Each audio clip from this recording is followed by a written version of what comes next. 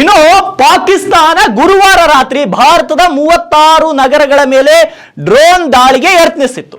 Turkey ನಿರ್ಮಿತ ಸುಮಾರು 300ರಿಂದ 400 ಡ್ರೋನ್ಗಳಿಂದ ದಾಳಿ ಮಾಡಿದೆ. ನಾವು ಎಲ್ಲ ಡ್ರೋನ್ಗಳನ್ನ ಧ್ವಂಸ ಮಾಡಿದ್ದೇವೆ. ಇದರಿಂದ ಪಾಕಿಸ್ತಾನ ಸೇನೆಗೆ ಅಪಾರ ಪ್ರಮಾಣದ ನಷ್ಟ ಉಂಟಾಗಿದೆ. ಆದರೆ ಪಾಕಿಸ್ತಾನ ನಾವು ಭಾರತದ ಮೇಲೆ ದಾಳಿ ಮಾಡಿಲ್ಲ ಅಂತ ಹೇಳುತ್ತಿದೆ. ಅದು ಅವರ ಬೇಜವಾಬ್ದಾರಿ ಹೇಡಿಗಳ ವರ್ತನೆ.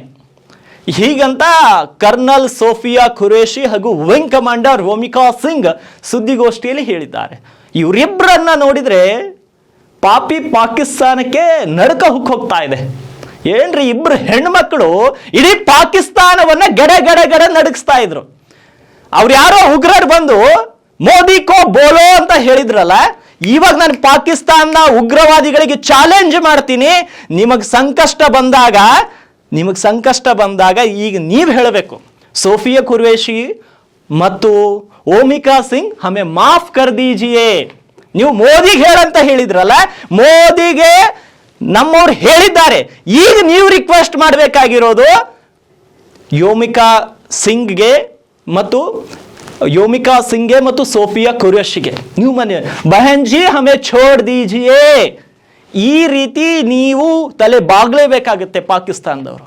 ಭಾರತದಲ್ಲಿ ಕೆಲವರು ಹೇಳ್ತಾ ಇದ್ರು ಹೆಣ್ಮಕ್ಳಿಂದ ಏನಾಗತ್ರಿ, ಪಾಕಿಸ್ತಾನದವ್ರು ಕೂಡ ಹೇಳ್ತಾ ಇದ್ರು. ಪಾಕಿಸ್ತಾನದವರಿಗೆ ಭಾರತ ಹೆಂಗ್ ಉತ್ತರ ಕೊಟ್ಟಿದೆ ಅಂದ್ರೆ, ನಮ್ಮ ದೇಶದ ಹೆಮ್ಮೆಯ ಹೆಣ್ಣು ಮಕ್ಕಳಿಂದ ಪತ್ರಿಕಾಗೋಷ್ಠಿಯನ್ನು ನಡೆಸಿ ಯುದ್ಧ ಹೆಂಗ್ ಮಾಡಿದೀವಿ ಅಂತ ಮಾಹಿತಿ ಕೊಡಿಸಿದೆ.